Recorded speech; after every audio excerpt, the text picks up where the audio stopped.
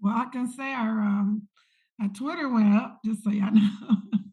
I Okay. got an alert.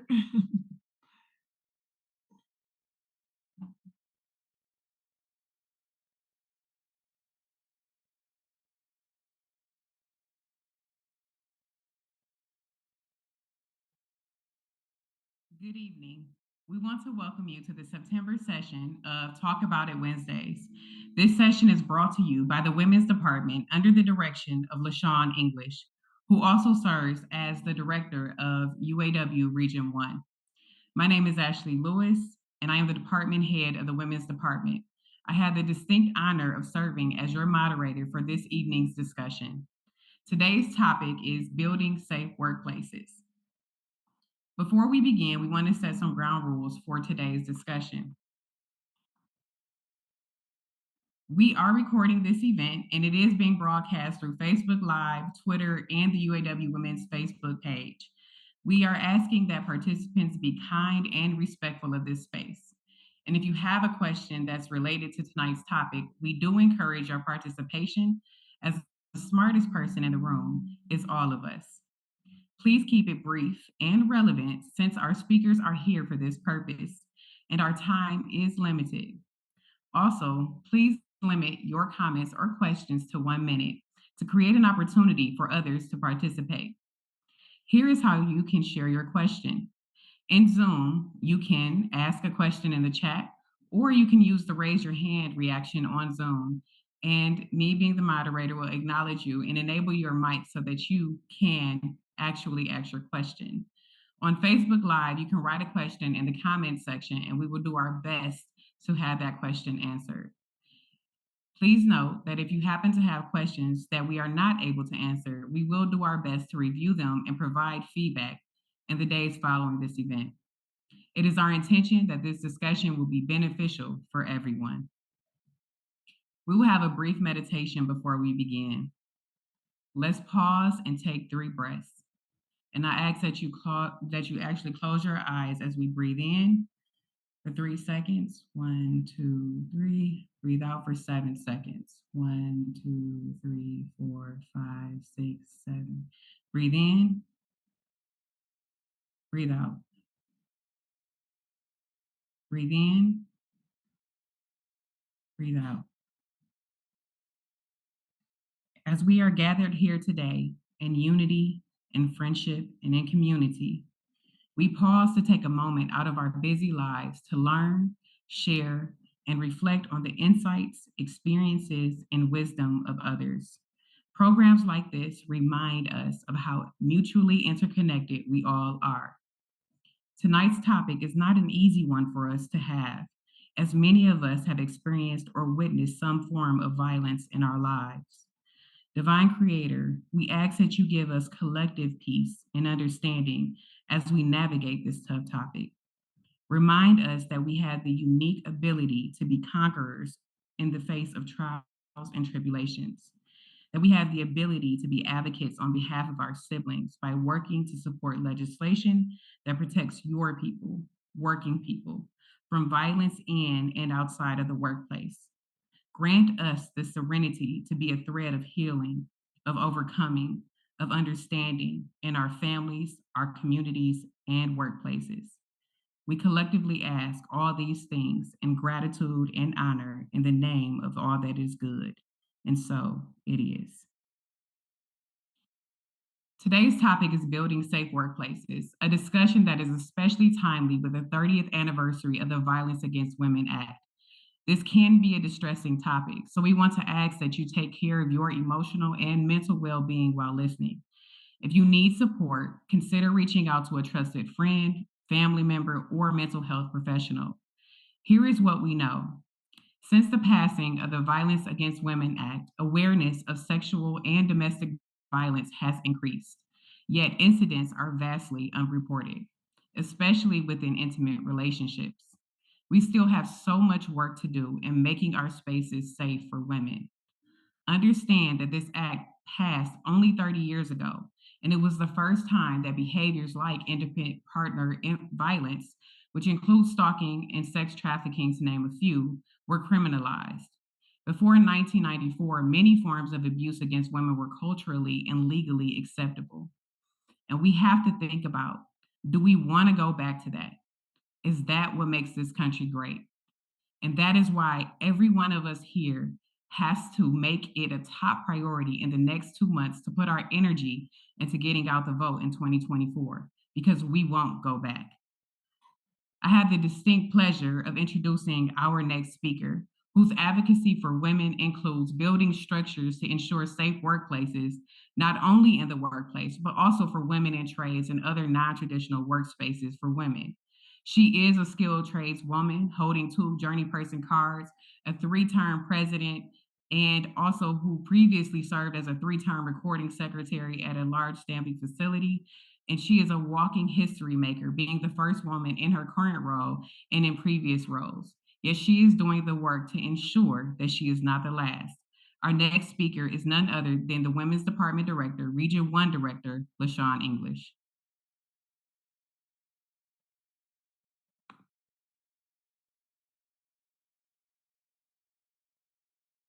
It's funny how we always forget to unmute ourselves. So I want to first bring greetings from the International Executive Board. And I actually want to make sure to let everyone know I'm up here at Black Lake. So I don't know, sometimes the signal is great, sometimes it's not. So I'm a little unconventional because I'm going to read, just so y'all aware. And I don't normally like to do that, but I think this message is so important and there's so much good information here. So first off, I definitely want to say good evening to the UAW women and your siblings and our siblings. And thank you for taking the time to join us for this topic that impacts all of us. An injury to one is an injury to all. This is something we always talk about. This is one of our mottos as a UAW. Injury to one is an injury to all. I'm streaming live again, like I said, at my leadership conference. We have over 250, almost 300 members here at Black Lake out of Region 1 for our summer school leadership program, which is really great. This is wonderful.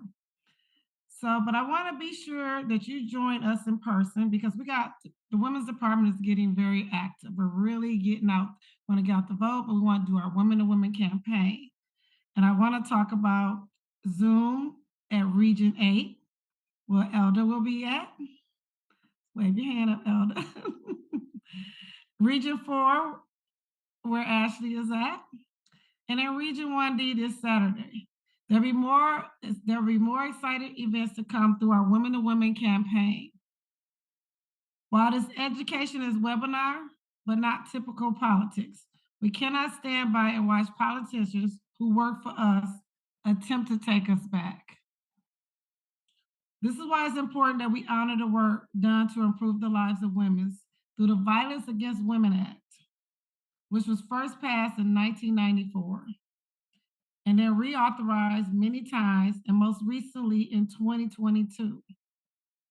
Violence against women is a landmark legislation aimed at addressing and reducing domestic violence, sexual assault, and stalking. This is an economic cost to the violence that women experience. The Center for Disease Control Prevention estimated in a lifetime the economic cost from abuse for each woman is over $103,767 per victim, which includes the medical costs, lost productivity, and legal expenses. And some of the things that people don't know when people are in domestic violence is also when you have to move people different states, you have to move their whole family, relocate their kids in different schools. So there's so much cost because again, you have to relocate a whole family. So there's a lot involved when people say that. And safe house is not cheap either. So that's, a lot of people are, what is this cost incurs? That's some of it. There's additional costs in our workplace, as well as nearly 30% of violence events happen in the workplace. And our domestic violation relations. The alarming was very alarming to me because of something that I read the other day, and I like to talk about this too, is that a lot of times that women on the workforce, even though the numbers will show that they're reducing, I truly believe as a woman, and here in the women's department, I think the numbers are that most women are not reporting them. And that's something that why this is such a sensitive topic here, because women are not reporting it. And when they're reporting them, they're going unheard. And this is another reason why women in the UAW need to run for office. It's very important that women should run for office because so often as an elected official, when I get those complaints, these women are pretty much at their wits' ends, of the verge of quitting, giving up good jobs because they think no one has heard them. So some of these numbers have went down, but I know personally on my personal experience that they're a lot higher, a lot higher. And as more women get into fields that are dominant, I'm sorry, that's controlled mostly by men, the more we tend to ignore some of the harassment. Me and Angie on here, we're on skilled trades. And some of the things that we learn when you come into skilled trades, we do the untalk about, the unspoken, and maybe we should speak up more often. We try to desensitize ourselves so we won't be ostracized, so we won't be considered not one of the boys. And those are signs of harassment. So a lot of times, a lot of skilled trade women will not speak up because you don't want to be put in that box. So this topic is really dear, and we have to take it really serious. Because for us women, as I actually said, it's 30 years that we just now able to talk about it, that it became a law act. But it's really deeper than that. Going back on subjects of our rights as women, it's still happening in our lifetime. In our lifetime. Um, I just believe that we can't go back, ladies. We can't go back. And we got to talk about it. And we got to make sure people hear our stories and hear what I said. And we got to have real solutions when you do put in a complaint, when you do have a problem on your job. And these companies do not really want to answer it. So we also another reason why women need to be in leadership because these are things that need to be in our contract when it happened. Because I can tell you this the process is so long that 90% of the women will give up once they put a complaint in on the job. By the time they have a resolution, they'll say, no one really cares. So if you're on this call, please be willing to just talk about it because we have to have real solutions, ladies, real solutions. And thank you. And thank you for tuning in tonight. Thank you, Director English, for really highlighting the significance of the Violence Against Women Act, but also for really encouraging those who have joined us, whether it be on Zoom, on Twitter, on Facebook, wherever you are, that you do feel empowered to share your story, knowing that this is how we really build safe workplaces. So thank you so much, Director, for joining us. And I know it's a lot at Black Lake. You just said it was raining up there. I know. You never know how it's going to be, and that's our educational training center for those who aren't familiar, because I know we can live in acronyms and labor and spaces and places. So thank you so much, Director, for taking the time to join us. And I know you'll bring some remarks later on in the program as well. So now we'll introduce our esteemed panelists from Futures Without Violence, an organization that has been providing groundbreaking programs, policies, and campaigns that empower individuals and organizations working to end violence against women and children around the world. Anna Lopez Van Balen has been a MSW and a certificate in public management has a master's in social work, because I know we just said no acronyms. So a master's in social work and a certificate in public management, along with over 20 years of executive experience working in government and community programs on affordable housing initiatives, program development, and budget. Nina Kanakara Javalu has a master's in public health and a master's in human rights and has expertise in gender mainstreaming, prevention of gender based violence, and global health science and security. So, without further ado, our esteemed speakers, Anna and Nina. Well, Ashley, thank you so much for the invitation to be here tonight with all of you. It is such an honor to get to speak to such an incredible group of women from across the country. Yes, thank you for recognizing that this is the 30th anniversary of the Violence Against Women Act. And we're also just next week going to kick off Domestic Violence Awareness Month. So recognizing both of those things today. We are here to do a very short introduction to this work, but we would be more than happy to come back and delve deeper. And we'll also share some of the resources that we have available to support what you're doing locally. And so, with that, if you can go to the next slide. And while we do that, I would love to know who's in the room. So, if in the chat or on Facebook Live, if you could put your name and your local union, that would really help us to know who's here and just to give us a sense of who we're talking with tonight. Um, And so as mentioned, I'm the Vice President of Economic Security Mobility at Futures Without Violence, and I oversee our Workplaces Respond National Resource Center along with my colleague Nina. And so with that, I'm going to turn it over to Nina to share a little bit more about who we are. Next slide, please. So, a little bit about Workplaces Respond. We are a national resource center that works with employers and unions and advocates to create workplaces that are free from violence. And as part of that mission, we provide a lot of the resources that you can find on our website, as well as consultation and training. Next slide, please. So this is our agenda for our short time with you today. We're going to start by providing some definitions and introduction to what we mean when we talk about gender-based violence and harassment in the world of work. We'll talk about some of the benefits of addressing the issue and what unions can do to respond.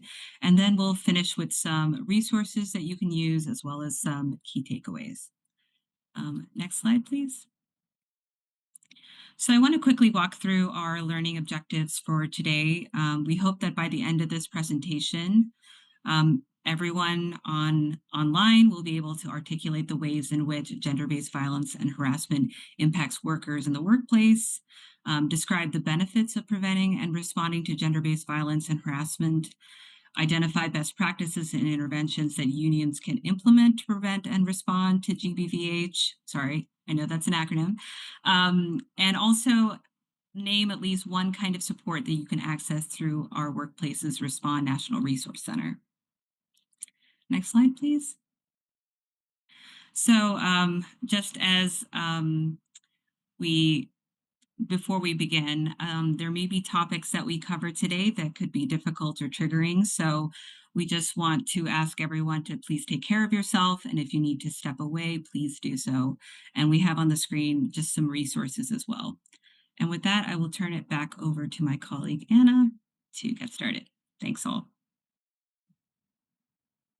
Next slide. Okay, so let's define the issue a little bit. If you can go to the next slide.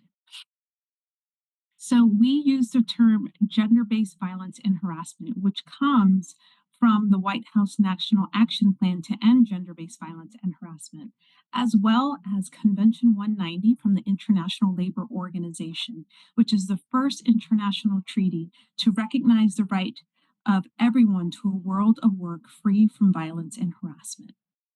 And so we, as you can see here, we like to define this both verbally and visually because often we find that when we're talking about this work, people gravitate to one form of violence, and that could be maybe harassment that they experience in the workplace or maybe domestic violence.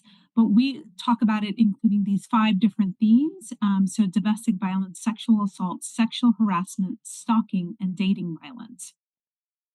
And it's important to note that These are sometimes a continuum, so something may start as harassment, but what we also find is that it can quickly escalate if left unaddressed. The other thing we like to highlight from this work is that people often think of these issues as happening outside of the world of work. But I think we all know here that these issues cross into the world of work as well. So let me define that term a little bit if you go to the next slide. We use the world of work instead of places of employment because we think it's the most expansive term out there that consists of any location in which full or part-time employees, managers, supervisors, paid and unpaid interns, contractors, um, and temporary workers engaged by a specific employer have access to a workplace for any work-related reason. If you go to the next slide.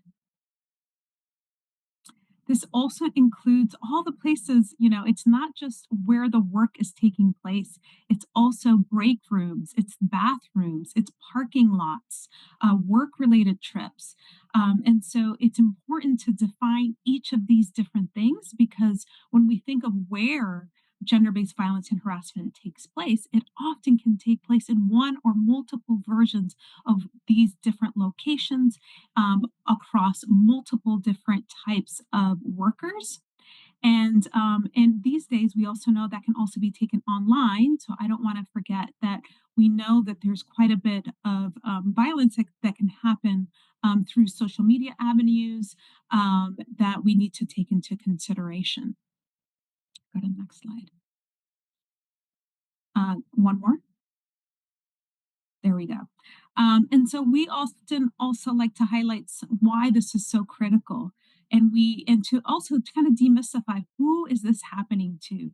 We know that for women, it's at least 47%. And I know that there was a reference to reported cases. We know that often it can be a lot higher for unreported cases, but it also happens to men. And we know that for transgendered people, the likelihood of them experiencing violence is often 1.7 times greater. Next one. We know that it also varies according to race. And so we highlight here just some of the ones that are often named, but for American Indian women, we know it's much higher, as well as for Black women, but also Hispanic women and multiracial women. But you can see across the board that the numbers are high and makes this something of deep concern. Next slide. And so we often usually present a number of statistics to show why this issue is so critical. But we're only going to highlight a couple tonight because of the brief time we have with all of you. But as I think Ashley or Director English mentioned, we know that at least 27% of violent events in the workplace are domestic violence related. And of that, we've also found that 60% of mass shooters have been found to have a history of domestic violence. And so, again, as we talk about this intersection of what all the different forms of gender based violence and harassment and how they intersect with the world of work, this is one statistic that shows that these are connected and need to be taken seriously to, of course, prevent further harm from happening in the future. Next slide. One is often we like to talk about the cost of this work, and there's many costs, as Director English mentioned, but we're just going to reference here the cost when an employee leaves, and that can range depending on the position and the type of work, anywhere from $5,000 up to $211,000 per employee, and of course that varies by industry and the type of employment. But even if at the end of the day we want to say that this is a separate issue, an issue that doesn't have a cost, we know for a fact that it does, and that the bottom line is impacted in addition to the sense of safety, let alone the potential violence that employees and workers may experience. And so for us, this is why it's such a critical issue that needs to go addressed. And if you go to the next slide. We often talk about what it takes to make the case.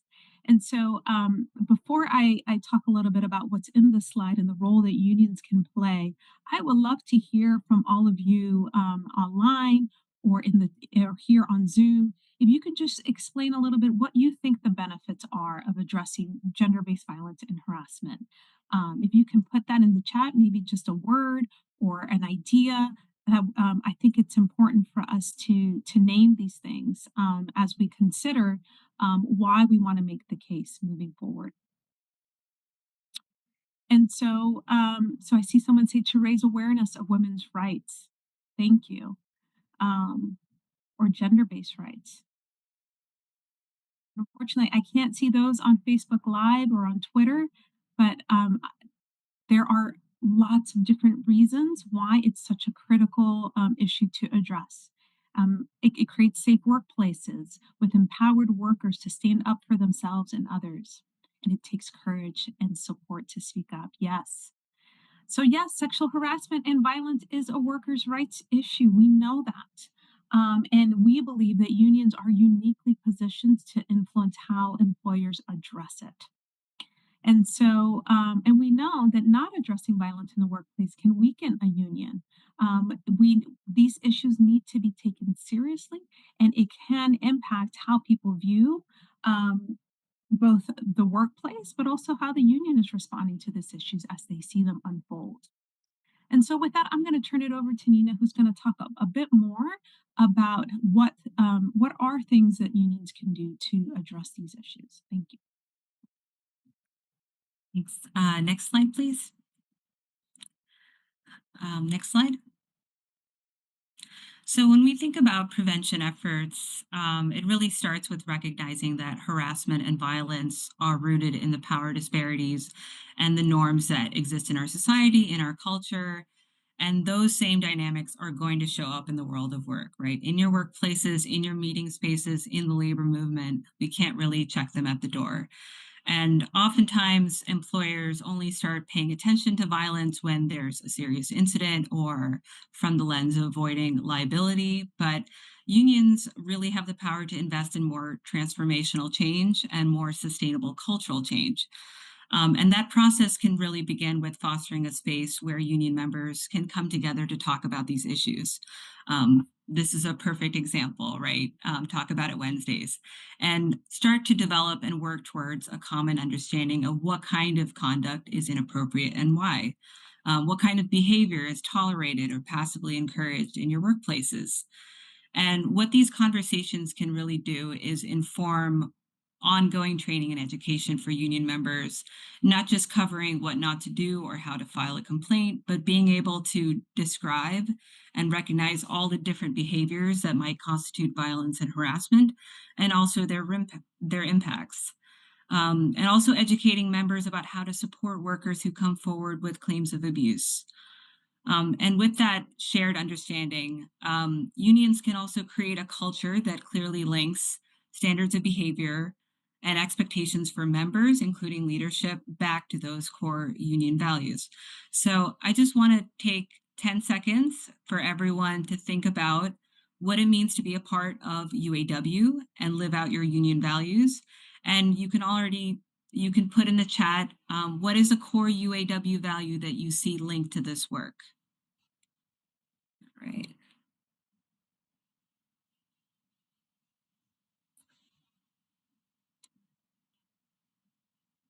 Quiet in the chat.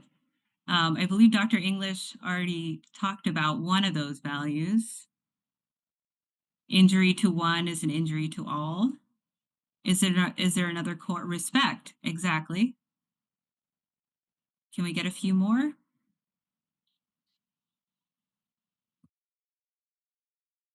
Dignity. Exactly.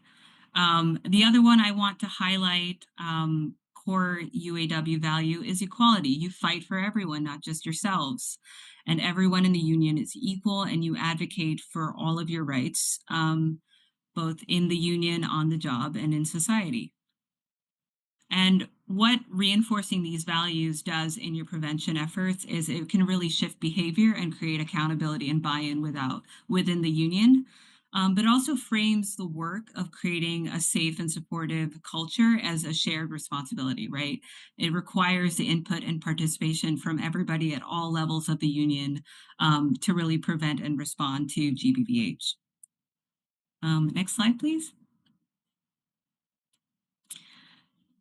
So collective bargaining, as you all know, is about more than just securing better wages. It's also about workers having more power in general, and also having more influence over your working conditions. So often sexual harassment is siloed, right? We keep it as just a separate policy, but it really is connected to worker safety, workers' rights, and unions really should advocate to make it a priority issue and include language in your collective bargaining agreements and in your union constitution to sort of highlight that.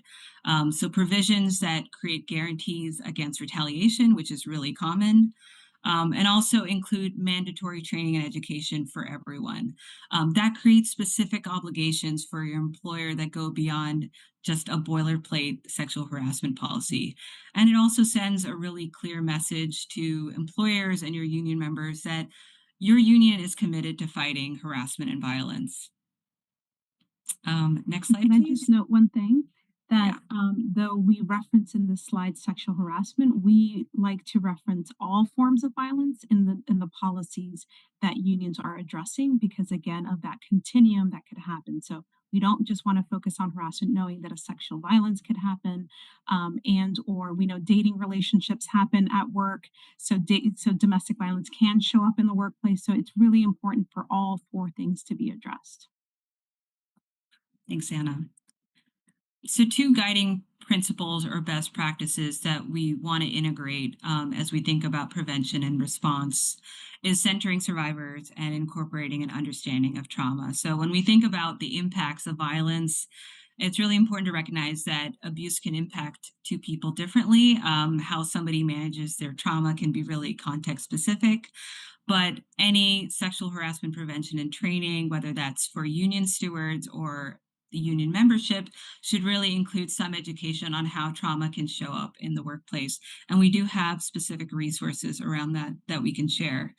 So using trauma-informed practices also goes hand in hand with making sure that when unions develop policies and programs and response mechanisms, they're prioritizing the needs and the wishes of survivors. So what we call a survivor-centered approach. And this is especially important with response. I think, as Director English mentioned, a lot of survivors who experience violence are not reporting it. They're not always interested in filing a complaint or going to court. They just want the abuse to stop. And they might be this might be due to a fear of retaliation or because the official reporting channels for making a formal complaint are just not an option or not what the survivor wants. So in centering survivors, unions should really develop more informal resolution mechanisms that, one, stop the offensive conduct as soon as it happens before it escalates, and also holds people accountable. And this really becomes important, especially when there are incidents of violence or harassment inside the union between two union members, because unions really have an obligation, right, to all of their membership. And so that accountability can look like conducting an investigation fairly in good faith and without discrimination, but also supporting survivors all the way through the process in what they want to do, giving them that sense of control in the grievance process. Next slide. So as you think about what it means to support survivors, I want to emphasize that you all don't have to be an expert. But as advocates and union members, you should be aware of what resources are available in your workplace and in your community so you can provide that peer support and also connect survivors to the resources and the people that might be best positioned to help them.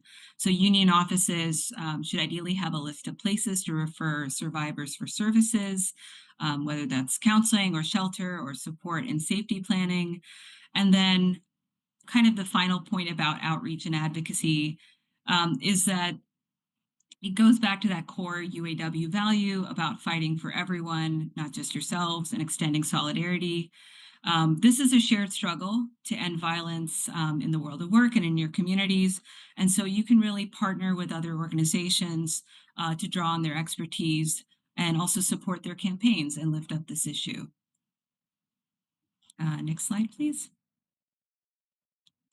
So, some of the key takeaways that we hope you think about tonight is that violence occurs in virtually every workplace, in every industry, at every level within within organizations and companies.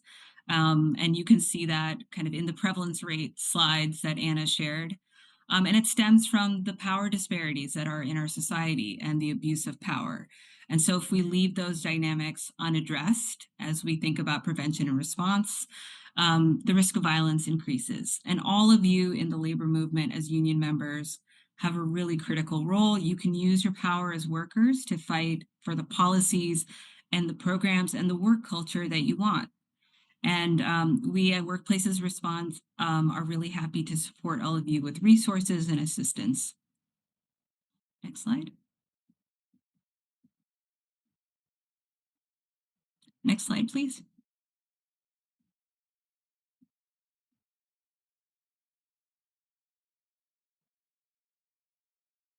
I think there's just one more, which is like a contact us. There just But might be a lag. Well, Elda, you while we wait for that, okay. I'm going to put in the chat, and if there's a way to share this on Facebook Live, the best way to reach us is workplacesrespond at .org, and I put the link directly to our resources that are focused on unions.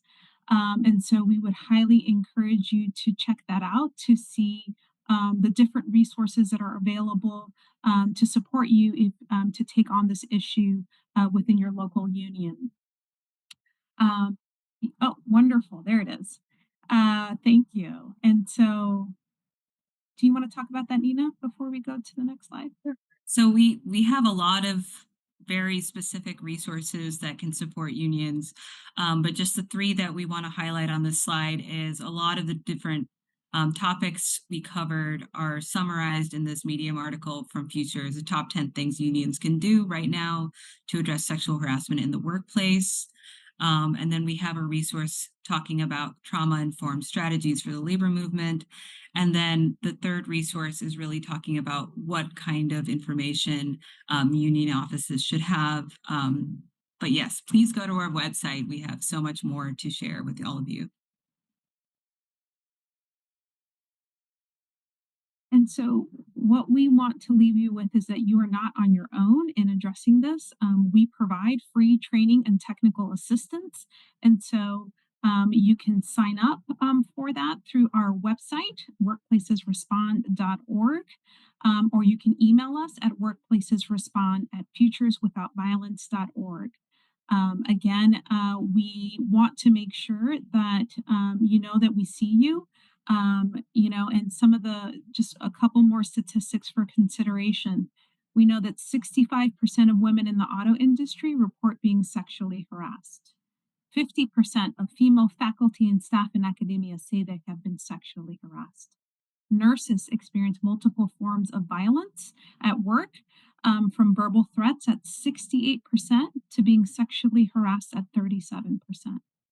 And we know that hotel workers and experience sexual harassment at 58% and casino workers at 77%. And so, and these are the reported cases, and those statistics are incredibly high. So we know that this is something that your union can take on, and we are happy to support you with that. So please reach out. And now we'll, I guess, open it over to questions.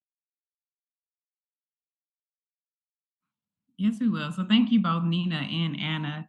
I do want to recognize those that are on Facebook Live. We got local 862 228 2210. I'm sorry, 2210, local 249 1781. And I'll get to some of your remarks as well. And I just want to say thank you to Workplace Futures for doing your homework, right? Because you guys actually looked up, what are our core values. And I know our president, President Fain, has really been out there and he's really mobilized the workforce, and really that dignity and that respect and equality is essential. But I do want to let everyone know who's tuning in. If you actually send your email to women's DEPT 1955 at UAW.net, we can make sure that you actually get the slides. If you already get emails from us, then you'll receive the slides as a follow-up. And then I also wanted to mention that in the chat, because I think this is a good opportunity for a question, and I've heard it or I've seen some of that also in the chat on Zoom. What would you say to a woman who feels as if when she reports an incident of sexual harassment that she's not being taken seriously? And I just want to hear your response to that, and also take more questions from those who are on Zoom or who are joining us on Facebook Live.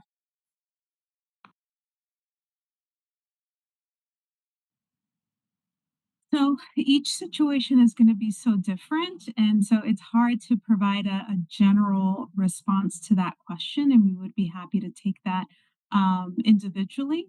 Um, and but I would hope, and I would be also curious, Ashley, from your perspective, like what role the union can play in supporting an employee who is experiencing sexual harassment and is not being taken seriously by the workplace.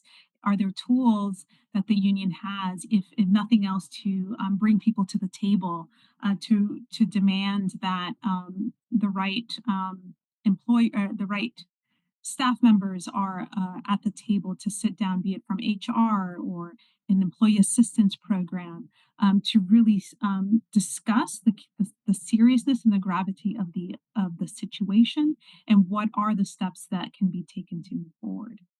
So each of the workplaces, and I'm grateful that you mentioned even graduate students. So each of our workplaces fall under collective bargaining agreement, and we do have language that actually protects our members against gender-based violence. I will say we have opportunities in terms of our definition of violence, but in terms of sexual harassment, we have pretty robust language. What I would say is that I agree with you. It is a case by case basis, and then also people can't give up on their issue. So, for example, if you have something that's occurring or happening in the workplace, it is reporting it, and it's reporting it until it gets resolved. And I know people don't really want to hear that, but that really ultimately is what it is, because a lot of times people don't make the distinction between what they do and the actual process. So, for example, you might mention to someone, "Hey, I feel uncomfortable in this area." Now, somebody like me, I would like, oh, okay, I got to go figure this out, right? And then teach them the process. But you don't have that with everyone. So a lot of times, what they have to do is make an official call, right? If you're really experiencing sexual harassment in the workplace, make an official call, have it documented, and document every incident, every occurrence that you're experiencing, because it solidifies your case. And so those are the things that I would recommend. I think we could do, or we actually have. I said we can do like a whole class on this, but I just want to give people context, because a lot of times people say that they're not being taken seriously, but we have to make the distinction between what actually happened. Because in a lot of these situations, we want someone to do something, and I've been there. When I called the police on my ex husband, they told me, "Oh, he was probably just playing with you." And so in that moment, I had to make a decision. Am I going to allow this man to dismiss me, or am I going to continue down this path so that I'm safe? And so I think those are the things that sometimes our members may experience. And it's like, what do you do in those moments? Do you let it defeat you, or do you keep going? And go ahead. I think the director wanted to say something. Look, I see her. She ready. I do want to say something, because being in leadership, and this is, I actually love what we're talking about here. I'm serious, love what we're talking about, because I have been in leadership. But I want to say this though, Ashley. I want to say that our collective bargaining does not protect the women in the big three or any of us enough, because a lot of time the reporting has to be done to HR, and they call it this system and this process. And say if it's a supervisor, nine times out of 10, they can't even tell you what happened to the supervisor. Then on top of that, we have collective language, and then it's based on, it's very difficult to move people from department to department, to shift based on if you're being harassed. You're almost forced to stay. Say if you're a low seniority person, you're being harassed. and you're pretty much like forced to stay under the person you harassed during this lengthy investigation. So most of our women end up going out on stress leave, or and this is a cost to their family. So I'm loving that the list is, but we do have to improve this and how. And I'm really interested in some of the training, because the contract, and I think that's one of the things that we talked about, and I get with Ashley, is making sure that the women of the UAW, and it's one of the biggest things, is putting thing in the contract. I mean, every one of us says yes, sexual harassment, and it's a job. It's really the union, but it's a job to protect us. You go to work, and it shouldn't be you have to worry about. It's their job. Until we make them held accountable, this process is like really long. Um, and you could go there, but 90% of our women, I guess if I had the EAP on here, they literally have to go out on stress to relieve themselves. And somebody says the position are mostly held, and that's why, yes, Lisa Wilkes said mostly held by men. And it's true, it's like every encounter you encounter a man who actually keeps saying to you, like, are you really sure that's happening? So we also got to make languages is, even if during the process that you feel you are under this, we have to be able to move that person to safety. But people don't realize that in the job they want, based on, because someone say you have more time than me, I got more time. How did you go here? So I really love what we're talking about here, and I'm really interested in making sure that our women get some of this language in our contract. Because we gotta have it. We gotta have it. I would love to support you, Director English, and and I love that you mentioned the trauma that can come from being moved from one department to another as an incident happens.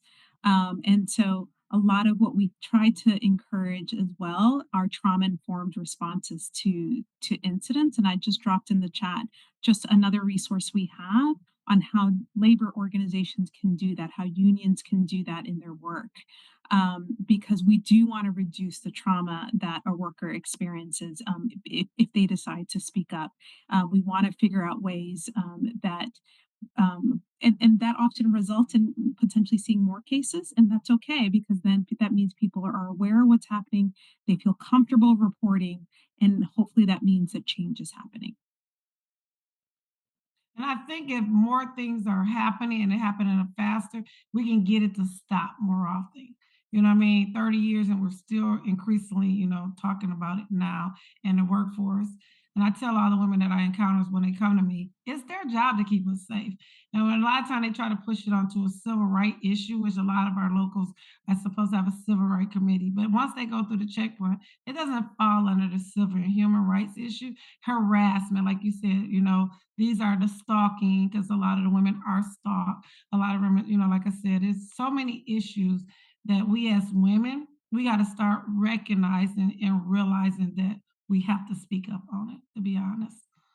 Absolutely. And thank you, Director, for mentioning the collective bargaining opportunities that we do have. Because what I will say is that in manufacturing, right, there's a lot of, I agree with you. There's a lot of opportunity, and I think putting timeliness on. So if you have an incident of harassment in the workplace, adding time to the grievance procedure. And the other thing I was thinking about is how grad students, they actually have an enhanced sexual harassment procedure and even description. But I just want to say to those who are listening, they also are mostly women at the table. So that's really what makes the bigger difference, because you have so many women who are bargaining it. And depending upon what workplace you're in, it can show up differently. And so I try not to get too lost in the weeds, but I agree with you, Director. We do have sexual harassment language, which to me is huge. But also equally, you're absolutely right. There is a big gap between when a member starts to report it and when it actually starts to get executed, and all of those other things too. And I will say that to me too, because I know how you are and I know how I am, but and I laugh because we're relentless. So it's like if we got an issue, we gonna make sure that somebody does it. And I think that we have to be that kind of relentlessness for each other. So when we see it, we need to call it out too, because even for those who are, if you experience it, you absolutely have the same opportunity to file a grievance as well to support that member. So I just wanted to highlight that. But thank you so much, Director, because she, if y'all can't tell, she gonna tell it like it is, the realities, and that's the realness of being a three-term president. I can only imagine all the things that you've experienced. And I'm looking to see if there's any more questions in the actual chat, and I look on Facebook as well. Um, and I do see we do have some good interactions, and some are more specific. But what would you say to a woman who's getting overwhelmed?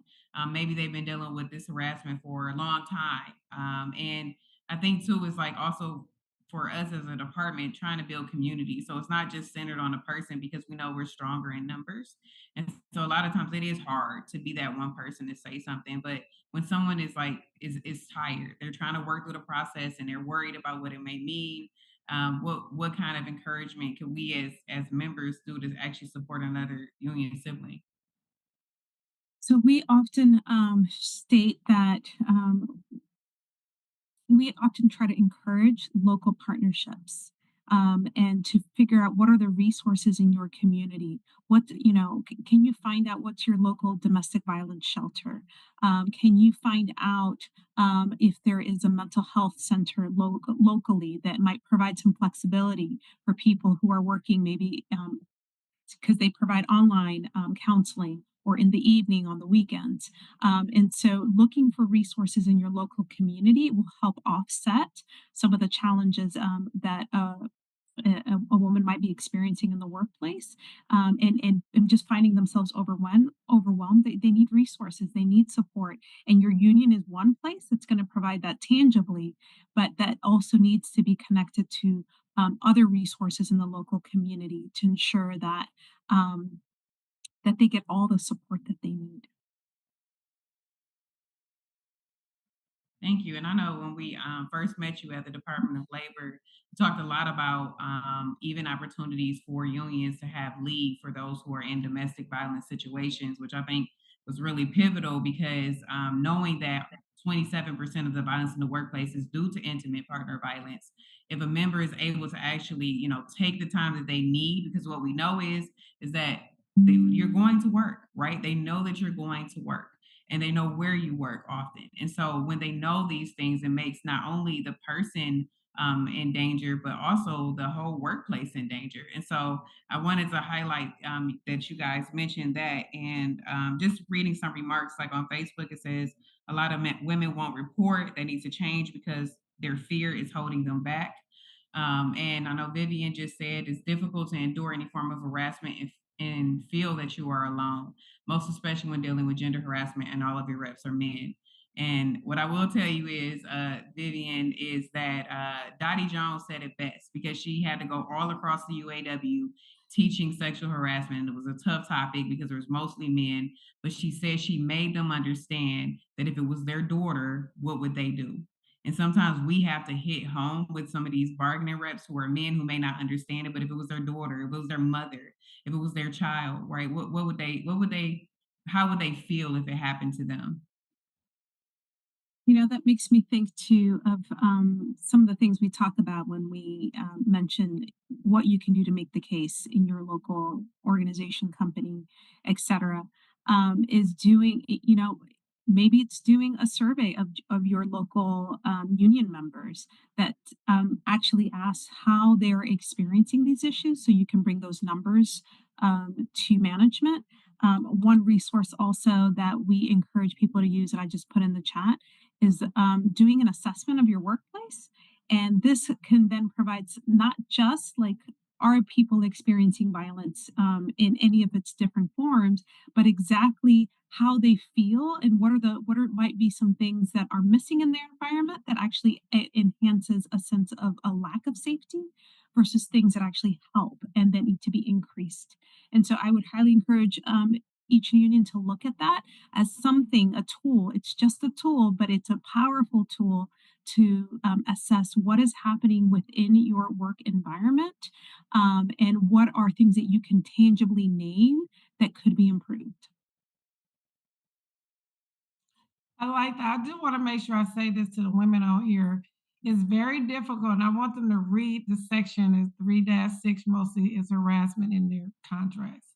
It doesn't matter if you're forging 'em. And one of the things that is very hard to get the company to do harassment training or even any kind of diversity training.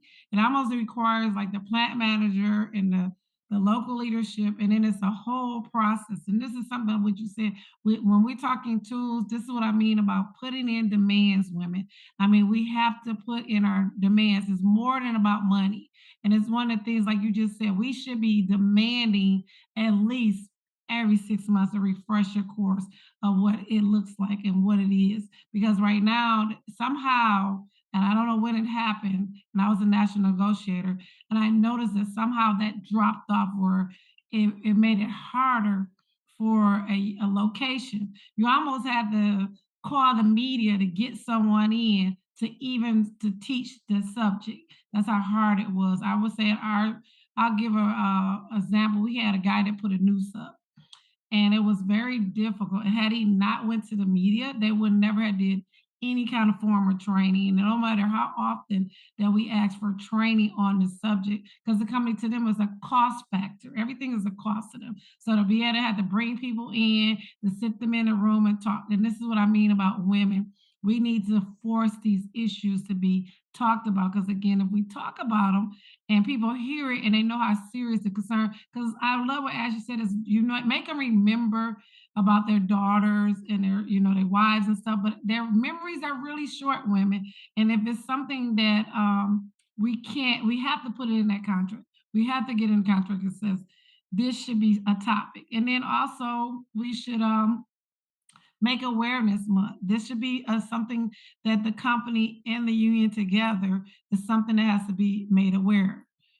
Every this is the anniversary. It should be a big topic that we don't want to go back. So again, women, when we're having these conversations, and again, we want to make sure we get what you guys are learning how to get things in our contract. These are things we need to be thinking about. So I'm like really loving this conversation, to be honest, because I experienced it so much. It's probably one of the downfalls that I've had where I've had to talk to women and try to keep them, motivated after they've been through something that happened to them. And so I did see a question come in about if if someone is just not feeling safe and starting to have literally feeling a sense of sickness. I just put in the chat, it's a tool. It does not substitute getting support in your local community from different resources or from your union, but it's just a tool that looks at ways that you could care for yourself. Um, we have other resources on our website as well that are specifically targeted to survivors. And so we hope that you can take advantage of that. And thank you, Anna. Look, I love y'all. I didn't even have to prompt you. She's already looking.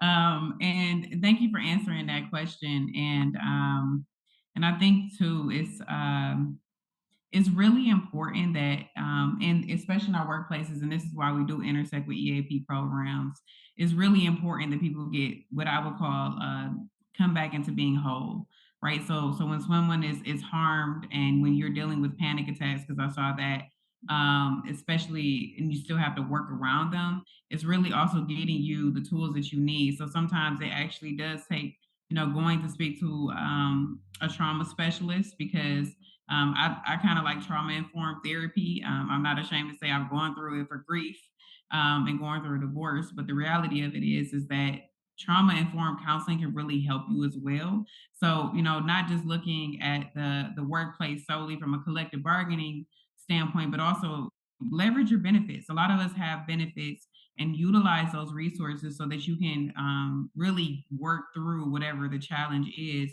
And that also helps substantiate making the case as well. And the other thing that I see was a comment is that women are afraid of retaliation. What do you say to someone who is afraid to speak up for fear of also being blackballed? I was about to say, do it anyway. I don't care. I mean, y'all laughing, but I'm serious because at the end of the day, when I felt like that, I've done, oh my God, I've always been a hellion and a troublemaker. But really, it's like you got to really stand up anyway because really they can't do anything to you. And if they take your dignity in that moment, they going to continue to do it. But I'm sorry. Go ahead. I know the director, look, she was ready. No, I agree with you, Ashley, but I do, as the women, and y'all notice a lot of the comments, are the majority still elected leadership are majority men. And then we as a sisterhood, the ability to really say we support one another, we don't. And I think that's something we have to build upon to be real support. We are becoming 51% of the majority, and more women are coming into the industry in the Okay. auto industry and working in the manufacturer. So that is a plus. But it's very difficult, especially in skilled trades. Because you know 90% of the people, you may be the only woman in the group. And as you want to move through certain sectors, so I just say learn, and I don't want nobody to be a victim. I've been a victim when I was younger, and it took years to become strong and secure. But I first get the service that you need to make yourself really strong, and then Ashley, then go and be, you gotta be, you gotta get, you gotta have a support system to make you strong. Because to be by yourself, no one wants to be isolated and is and people don't support you sometimes. So I don't disagree though, but just Well, don't go run out and do it though. I know there's a number of questions coming in the chat, and I know we're getting close to time, but I do want to say, invite us to come back and talk to the men. Yeah. Invite us to come back and do a training that goes into more depth. Um, you are not alone in this, and we can do this in a way that gets to their bottom line and their sense of their questions and concerns. So please, we're happy to go deeper. We want to make sure that every woman in your union has feels supported to speak up and to get the help that they need. Mhm. I like what Sharon said. She said, "I wish I had this information years ago."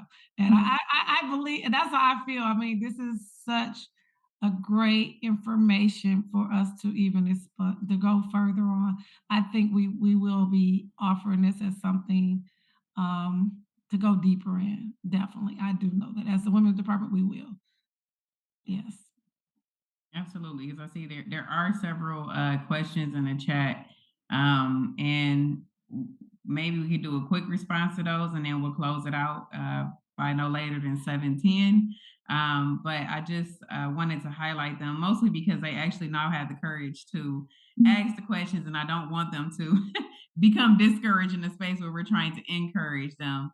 But so coming out of the education department and meeting members from all of our regions and diverse jobs, hearing this happening in their locals and no one listens, where and what should they do? And I could answer, but I will yield. Director, if you want to, or Anna. Go for it. Okay, so what I would actually say is that we just have to start normalizing the conversation, and also like not to be funny, but when women know that a lot of that some they're experiencing harassment in the workplace, we have to band together. One of my favorite stories in higher ed was there was a professor who had tenure but was a known harasser, and they literally stormed every one of his classrooms, stormed the board of directors until they took action against him. And that's what it takes. It wasn't just one person, it was actually them moving in solidarity. And one thing about the power of the union is that we actually have to work together. And so when I'm not sure who, when you say they, what I will say is that each sector is different. The way you respond to it is different, and then even our collective bargaining agreements vary. And so I try not to get lost in the weeds on that. But what I do know is that gender-based violence is common all across the board, regardless of workplace, regardless of sector. And the secret to it all is taking collective action. And so as women, we have to really work to actually support each other. It shouldn't be a woman complains and then no one else does anything. No, if there's a known harasser in the workplace, we should be working together to actually support that woman, because I guarantee you, if she's experienced it, there are many others who have experienced it as well. And so that collective banding really empowers more, because even a group grievance has more weight. And another question that I see is, what can an undocumented worker do if they are being harassed by the boss, in fear if they say anything that they will be retaliated against and deported? And I'll just give a little bit of context because I went to a Department of Labor summit, and this is very common. We do have workers who come in and they are undocumented, but what people don't really know is that there are actually programs that are built to actually still protect them. And I'll be honest, I don't necessarily have all of those resources. I don't know if you do, Anna, but I know that there are programs, and even the Department of Labor centered on them when we did the summit on gender based violence, primarily because a lot of people fear things, not realizing that if they were to actually report the person, that they are actually entitled to being safe still in the workplace. And Anna, I don't know if you had any other comments, or Director English. I would say that this is one of those situations that might vary from jurisdiction to community to community, depending on local laws.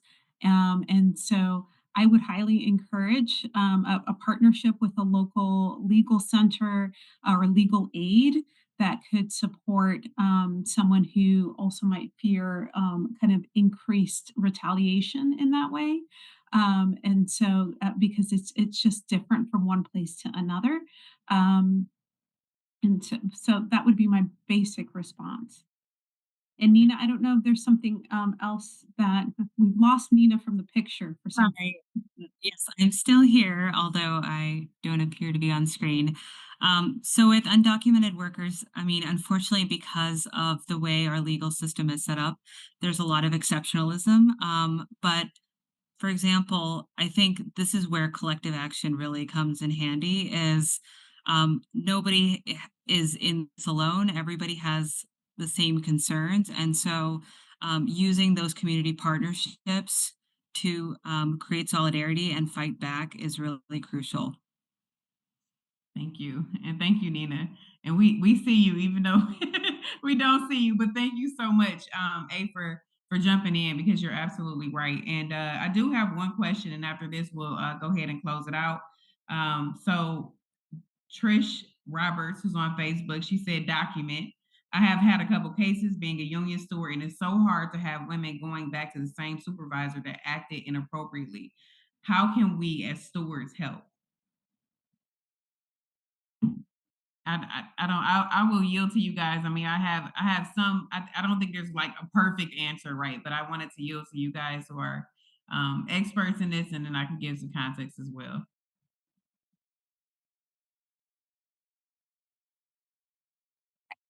I mean, I think Right. go ahead, Director English, bring us home. No. So my thing is, but she's right, and Trish is right. But that's where we're talking about. It's like, Trish, you're gonna have to be the hero for the women. You're gonna have to be the one to take it, continue to tell those women that are getting harassed, and that's got to go to. You got to just keep knocking on those supervisors and HR door. You have to be the one telling your union elected officials higher than you, this is real, this is happening, and this is, so to be honest, especially when you're in a leadership, you just have to keep going and kicking in the doors with the management on both sides. Sometimes you got to fight both sides. And the realness of it is that you just got to keep doing. I've done it. I've done it, and I just wouldn't let it go. I felt like this can be me. And with Trish and Trish, what you just got to keep doing is document it. And now we have an avenue now in which we're going to get more information how to work this out, which is perfect. I love this. I wish I knew sooner. So we're gonna take this big dive, and you is too with us, Trish, and we're gonna learn how we can march on the boss, as Ashley say. We're gonna march on the boss, and if it takes our union men to understand that, they're gonna march right behind us. So that would be my point, Trish. Just keep fighting for the sisters that bringing it to you, and letting that supervisor and keep writing that supervisor up, and keep writing and letting the company know, like, hey, I'm writing this guy up. This is uncalled for. And then sometimes I hate to say it, maybe not officially, but sometimes I tell the whole area, go to EAP rep, and everybody go out on stress leave. And then the company will start realizing that we got a real problem.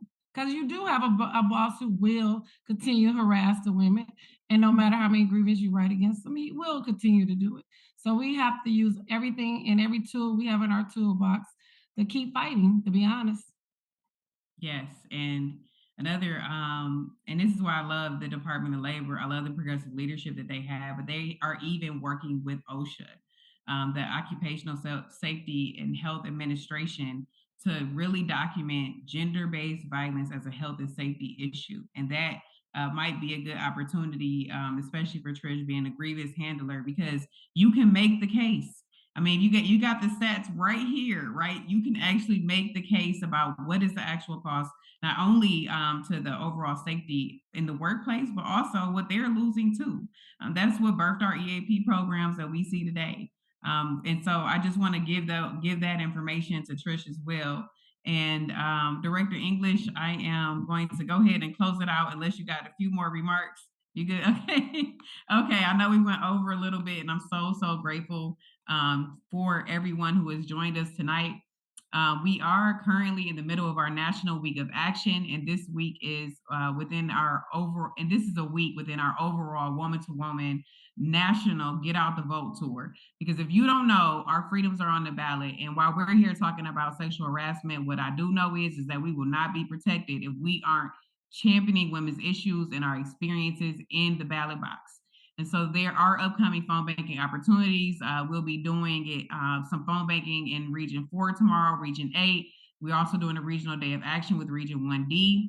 And we also have a toolkit that's being dropped in the chat on both Facebook and on Zoom, with toolkit for different flyers and opportunities for you to get involved. We must be relentless in effort as we do the work to build a movement where our freedoms are valued and our work is valued, and we are actually building safe workplaces.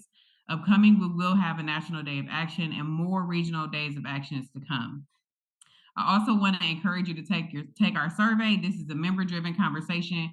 We talk about the things that you highlight. And so again, we want you to fill out the survey, tell us how we did. We're always evaluating to make sure that we're bringing you top of the line educational opportunities at your fingertips. And so we're grateful for the work that you will do with the information and resources that you were given today. And for those who are signed up, we will follow up with the information of today's presentation and all the resources that have been provided by Workplace Futures. So me and on behalf of the UAW Women's Department, Director English, we want to simply say thank you. Thank you for taking the time to join us and be with us here today. And we want to thank our speakers, Anna and Nina from Workplace Futures, who really has given us a lot of context and a lot for us to really work on in our workplaces, whether it be in our collective bargaining agreements or just in really standing up for one another in the workplace to ensure that we are building safe workplaces. Thank you so much for our members who asked questions tonight. I know it took us a minute, but once y'all got going, y'all got going. And so we thank you for asking those questions. And if you have any other questions or situations that you would like to discuss, the contact information is on the slide. It's Women's Department 1955 at uaw.net. And I want to close just by saying leadership is not defined by title, feeling, or emotion. It's defined by action.